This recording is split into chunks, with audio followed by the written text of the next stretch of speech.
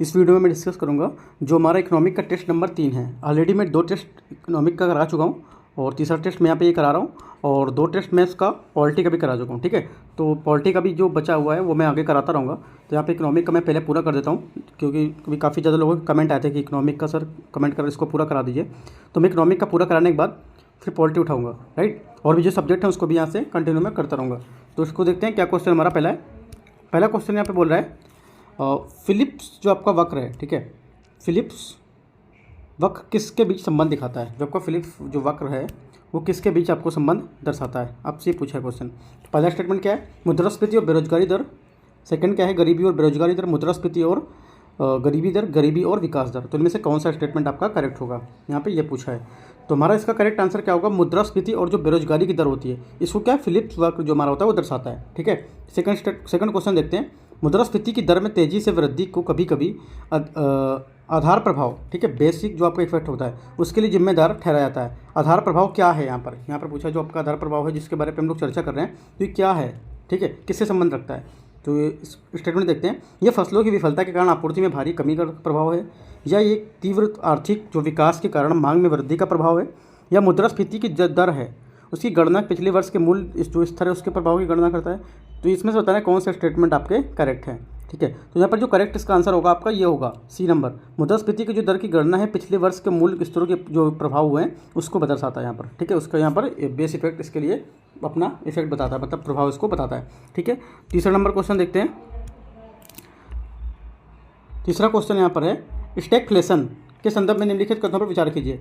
Stagflation क्या है, तो पहला क्या है, जब आर्थिक दर स्थिर हो और मुद्रास्फीति स्थिति में तेजी रहे तो ये स्थिति स्टैगफ्लेशन कहलाती है। सेकंड क्या है, स्टैगफ्लेशन की समस्या समानता विकसित देशों में होती है। तो इनमें से बताना है कौन सा स्टेटमेंट आपका करेक्ट है, सही उत्तर बताना है। तो देखते हैं इसको। तो यहाँ पे जो हमारा पहला बोला है, जब आर्थिक दर स्थिर हो और मुद्रास्फीति की दर में तेजी हो तो ये स्थिति क्या होती है, स्टैगफ्लेशन कहलाती है। ये स्टेटमेंट क्या है, बिल्कुल करेक्ट है। ठीक है, ये स्टेटमेंट क्या है, करेक्ट है। पहला स्टेटमेंट करेक्ट है। दूसरा स्टेटमेंट बोल रहा है ये समानता विकसित देशों में होती है, ऐसा यहाँ पर कुछ नहीं है। ठीक है, तो ये क्या है, सेकंड स्टेटमेंट इसका गलत होगा। तो करेक्ट आंसर हमारा क्या होगा, ए। तीसरी का ए यहाँ पर करेक्ट होगा। चौथा क्वेश्चन देखते हैं। चौथा क्वेश्चन बोल रहा है अर्थव्यवस्था के संदर्भ में कोर मुद्रास्फीति को हेडलाइन मुद्रास्फीति की तुलना में बेहतर संकेतक माना जाता है।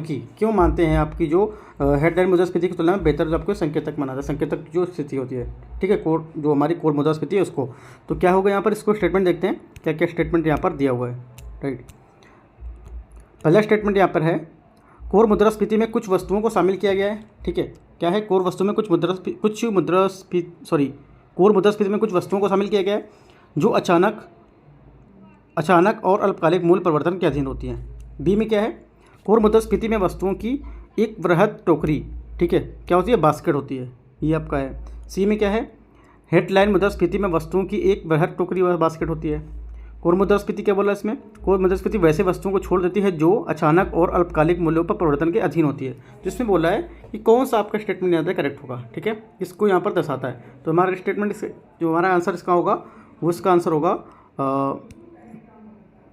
यहाँ पर इसका आंसर होगा आपका जो डी नंबर स्टेटमेंट है। ठीक है, डी स्टेटमेंट यहाँ पर इसका है वो करेक्ट आंसर होगा। ठीक है, डी स्टेटमेंट क्या होगा, करेक्ट होगा, क्योंकि जो कोर मुद्रास्फीति वैसे वस्तुओं को छोड़ देती है जो अचानक और अल्पकालिक मूल्य परिवर्तन के अधीन होते हैं। ठीक है, तो ये बात याद रखनी है। और जो क्वेश्चन था, क्वेश्चन को लिख करके आप ऐसा करके अपना एरो करके दिखा सकते हैं कि इससे संबंधित है। ठीक है, अगला देखते हैं 5वां नंबर क्वेश्चन। 5वां क्वेश्चन बोला है, मुद्रास्फीति के संदर्भ में निम्नलिखित कथनों पर विचार कीजिए। जो मुद्रास्फीति है उसके बारे में आपको क्या है, विचार करना है कि इनमें से कौन सा स्टेटमेंट सही है, कौन सा स्टेटमेंट गलत है, आपको इसको यहाँ पर देखना रहेगा। तो देखते हैं 5वां क्वेश्चन को।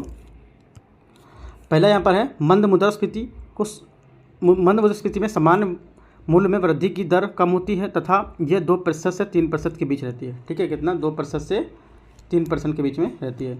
सेकंड स्टेटमेंट क्या बोला है, जब मुद्रास्फीति 5% से लेकर 15% तक हो तो ये ग्लोपिंग मुद्रास्फीति संदर्भित करता है।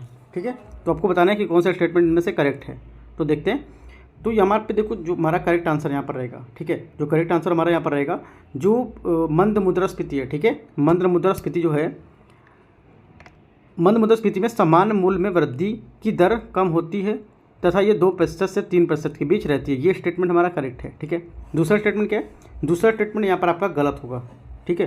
दूसरा स्टेटमेंट क्या होगा, गलत होगा। जब मुद्रास्फीति 5 से लेकर 15 पैसे तक हो तो गैल्पिंग मुद्रास्फीति कहलाती है, ये गलत है आपका स्टेटमेंट, ठीक है। तो पहला स्टेटमेंट यहाँ पर करेक्ट है। करेक्ट आंसर आप क्या होगा आपका ए, फिफ्थ का ए नंबर, 5वां ए। छठा नंबर क्वेश्चन देखते हैं। छठा नंबर क्वेश्चन बोल रहा है भारत में मुद्रास्फीति माप के संदर्भ में निम्नलिखित कथनों पर विचार कीजिए। जो हमारी मुद्रास्फीति के संदर्भ में माप होती है उनके बारे में आपको यहाँ क्या विचार करना है, क्या क्या है। पहला स्टेटमेंट है यहाँ पर, भारत के शीर्ष मुद्रास्फीति को थोक मूल्य सूचकांक WPI द्वारा मापा जाता है क्योंकि ये खाद्य वस्तु मुद्रास्फीति के प्रभाव से मुक्त होती है। सेकंड क्या है, थोक मूल्य सूचकांक WPI को मापने के समय ईंधन करों में जो कमी है उसको यहाँ पर दर्ज किया जाता है। और थर्ड स्टेटमेंट क्या है, कोर मुद्रास्फीति खाद्य पदार्थों में मूल्य भिन्नता को नहीं मापती है, ठीक है, ये बोला है थर्ड स्टेटमेंट में। तो हमारा देखना है इसमें से कौन सा स्टेटमेंट आपका करेक्ट होगा, जो छठा नंबर क्वेश्चन है, ठीक है। तो यहाँ पर हमारा क्या होगा, जो यहाँ पर हमारा करेक्ट आंसर होगा, ठीक है, जो करेक्ट यहाँ पर आंसर होगा हमारा क्या होगा, जो कोर मुद्रास्फीति है ये खाद्य पदार्थों में मूल्य भिन्नता को नहीं मापती है यहाँ पर, ठीक है। क्या है, जो कोर मुद्रास्फीति है, कोर इन्फ्लेशन, खाद्य पदार्थों में जो हमारी खाद्य पदार्थों में विभिन्न जो मूल्यता है, ठीक है, विभिन्न मूल्य हैं, तो उसको क्या है, नहीं मापती है। तो हमारा क्या होगा, तीसरा स्टेटमेंट यहाँ पर आपका करेक्ट होगा। ओनली 3 करेक्ट होगा, जिसकी वजह से हमारा इसका आंसर क्या होगा, 6 का बी, ठीक है। तो यहाँ पर बी करेक्ट इसका आंसर होगा, ठीक है। ये 3 नंबर जो है ये करेक्ट होगा, बाकी आपको दोनों ऊपर वो गलत होंगे, ठीक है। ये आपका स्टेटमेंट करेक्ट है यहाँ पर। अगला देखते हैं 7वां नंबर क्वेश्चन। 7वां नंबर क्वेश्चन बोला है थोक मूल्य सूचकांक WPI के संदर्भ में निम्नलिखित कथनों पर विचार कीजिए। जो आपका थोक मूल्य सूचकांक है और आपका होलसेल प्राइस इंडेक्स जो आपका है, और CPI जो आपका कंज्यूमर प्राइस इंडेक्स है, ये दोनों आपको याद कर लेने क्योंकि काफ़ी ज़्यादा न्यूज़ में थे ये, ठीक है। PCS में क्वेश्चन इससे पूछ सकता है। तो क्या है स्टेटमेंट देखते हैं, इसे वित्त मंत्रालय के अंतर्गत आर्थिक सलाहकार कार्यालय द्वारा जारी किया जाता है। WPI बास्केट सेवाओं को शामिल नहीं किया जाता है। WPI में प्रत्यक्ष करों को शामिल नहीं किया जाता है। इनमें से कौन सा स्टेटमेंट बोला है सही है, ठीक है, तो देखना है।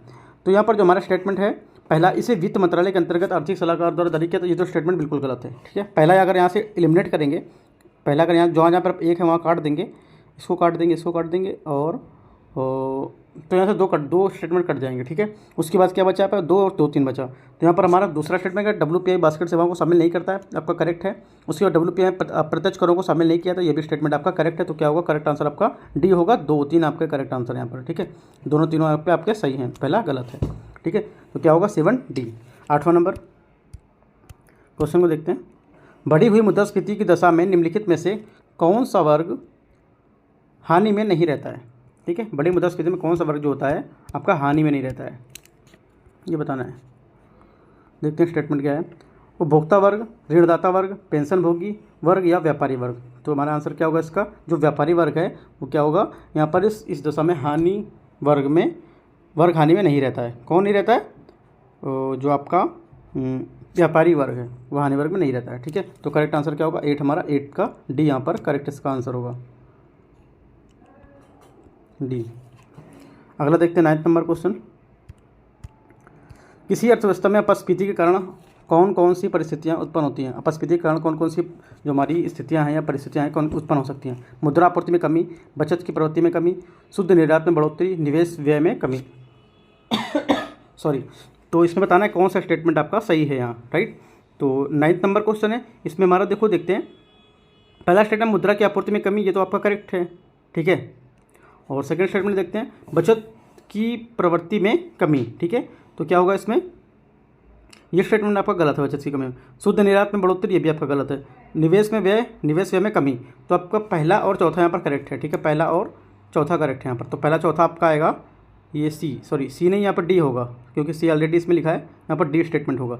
तो हमारा क्या है, डी स्टेटमेंट यहाँ पर आपका करेक्ट होगा, ठीक है। 10वां क्वेश्चन यहाँ पर बोल रहा है, जो वस्तुओं और सेवाओं की मूल्य वृद्धि का प्रमुख कारण उनकी उत्पादन लागत को बढ़ाना होता है, तो इसमें क्या होता है, ठीक है। इसमें जब हम किसी वस्तुओं और सेवाओं के मूल्य में वृद्धि का प्रमुख कारण बताते हैं, उनकी उत्पादकता लागत को बढ़ाते हैं, तो उसमें क्या होता है, ठीक है। आपको बताना है मांग जनित मुद्रास्फीति, लागत जनित मुद्रास्फीति, लाभ जनित मुद्रास्फीति या फिर दमित मुद्रास्फीति। तो इसमें से कौन सा स्टेटमेंट करेक्ट आपको बताना है। तो करेक्ट स्टेटमेंट आपका होगा जो ये आपका लागत जनित मुद्रास्फीति है, ठीक है। लागत जनित मुद्रास्फीति आपका क्या होगा, करेक्ट आंसर यहाँ पर होगा। 10th का बी आपका यहाँ पर करेक्ट होगा, ठीक है। तो ये आपके मैंने 10वां क्वेश्चन आप जो थे वो मैंने आपको करा दिए, राइट।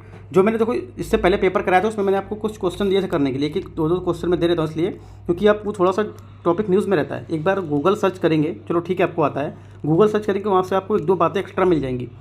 तो वो चीज़ के लिए आप एक्स्ट्रा अच्छी बात है आप गूगल से चेक करते हैं, क्योंकि मैं इसी वजह से देता हूँ कि आपको थोड़ा वो चीज़ आइडिया लग जाएगा कि हाँ इसमें और भी क्या एक्स्ट्रा चीज़ होती है, ठीक है।